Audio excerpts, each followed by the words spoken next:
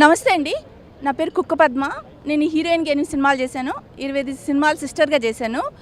అయితే శివాజీ రాజా గారు అన్నారంట, నేను నిలబడిపోతే పద్మ ఉరేసుకొని చచ్చిపోతుందని. నేనేం అలా అనలేదండి. నేను శివాజీ రాజా గారు నిలబడిపోతే ఉరేసుకొని చచ్చిపోతాను నేను అనలేదు. నాకు పెన్షన్ రాకపోతే నేను ఉరేసుకొని చేస్తాను అని అన్నాను. కానీ శివాజీ రాజా గారు నిలబడిపోతే ఊరేసుకొని చేస్తాను అనలేదు. ఆయన నిలబడిపోతే నేనెందుకంటే ఊరేసుకొని చేస్తాను, ఇదేమైనా జోక్లా ఉంది. మళ్ళీ తర్వాత మీరు విన్ కాకపోతే పెన్షన్ కూడా వద్దు నాకు అని చెప్పారంట.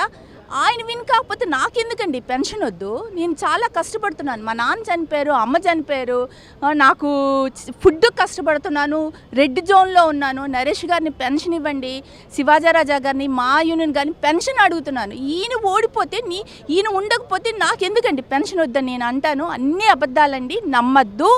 శివాజీ రాజా గారు నిలబడపోతే నేను ఊరేసుకొని చేస్తానని నేను అనలేదు. 1, 2 నాకు శివాజీ రాజా గారు ఓడిపోతే నాకు పెన్షన్ వద్దని నేను అనలేదు. ఇవన్నీ అబద్ధాలు. నాకు కొంతమంది అడిగారు, ఇవన్నీ అబద్ధాలు, నమ్మద్దండి. ఓకే, ఫాస్ట్గా ఫిక్స్ చేయి.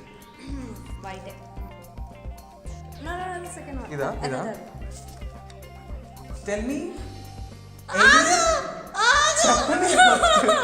Let me complete the question. The question is any one famous movie dialogue. 1, 2, 3, 4, 5.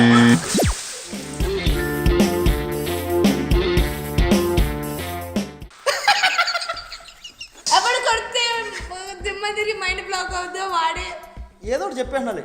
It's too late, so I'm really sorry. నిజంగా హెడ్ రైన్ తెచ్చావా?